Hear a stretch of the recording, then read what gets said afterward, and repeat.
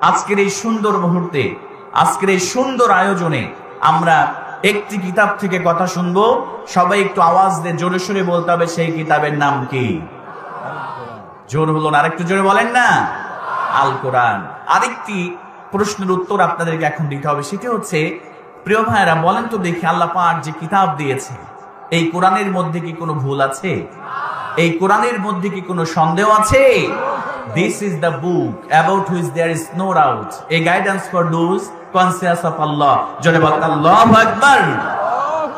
আল্লাহ রাব্বুল আলামিন বলেন, আলিফ লাম মিম যালিকাল কিতাবু লা রাইবা ফীহি হুদাল লিল মুত্তাকিন। জোরে বলেন আল্লাহু আকবার। আল্লাহ রাব্বুল আলামিন বললেন আলিফ লাম মিম।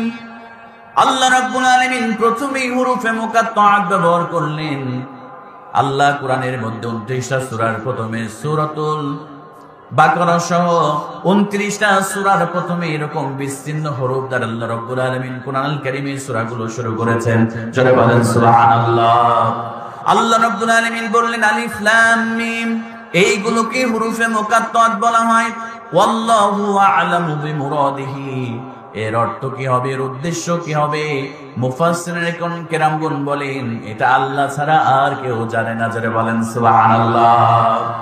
আল্লাহ রাব্বুল আলামিন বলেন যালিকাল কিতাবু লা রাইবা ফী, এমন একটি কোরআনুল কারীম আমি তোমাদের দান করলাম, এমন একটি কিতাব দিলাম বান্দারে, এই কোরআনের মধ্যে কোনো ভুল নাই, এই কোরআনের মধ্যে কোনো সন্দেহ নাই, আর এই কোরআনটা মুত্তাকিনদের জন্য আমি আল্লাহ পথ প্রদর্শক হিসেবে নাজিল করে দিয়েছি। জোরে বলেন সুবহানাল্লাহ।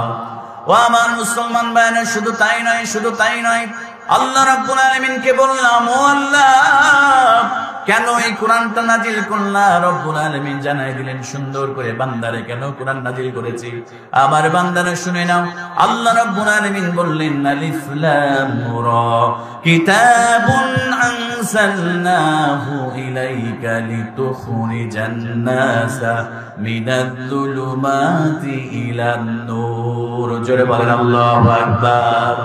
আল্লাহ রাব্বুল আলামিন বললেন বান্দারে শোনো শোনো, এই কোরআনুল কারীম আমি তো এজন্যই নাজিল করলাম লিতুখরিজান নাসা মিনাজ-যুলুমাতি ইলান নূর, আমি আল্লাহ মানুষদেরকে অন্ধকার থেকে বের করে, আমি আল্লাহ জাহান্নামের পথ থেকে আমি আল্লাহ আলোর পথ, এই কোরআন দিয়ে আমি আল্লাহ জান্নাতের পথ দেখানোর জন্য আমি আল্লাহ এই কোরআনুল কারীমটা নাজিল করে দিয়েছি। জোরে বলেন সুবহানাল্লাহ।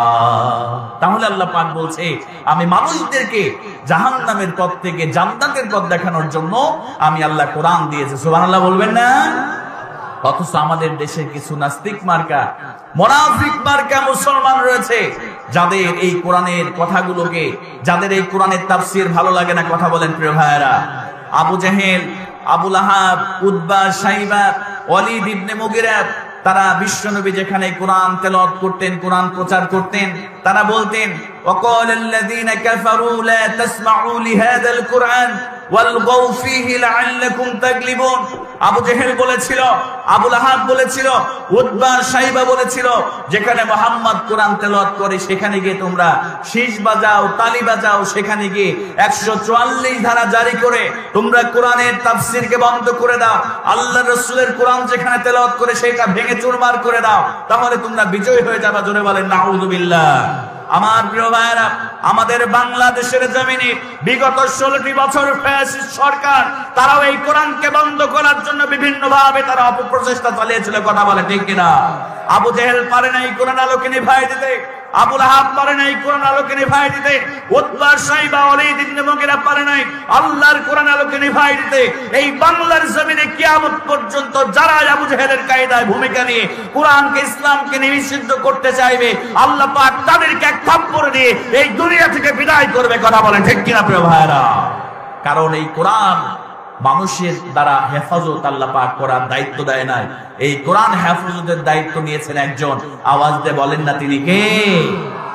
আল্লাহ পাক এটি নাজিল করে দিয়েছে আল্লাহ, এবং এর হেফাজতের দায়িত্ব, এর সংরক্ষণের দায়িত্ব আমার আল্লাহ নিজের হাতেই তিনি নিয়ে নিয়েছেন। জোরে বলেন সুবহানাল্লাহ।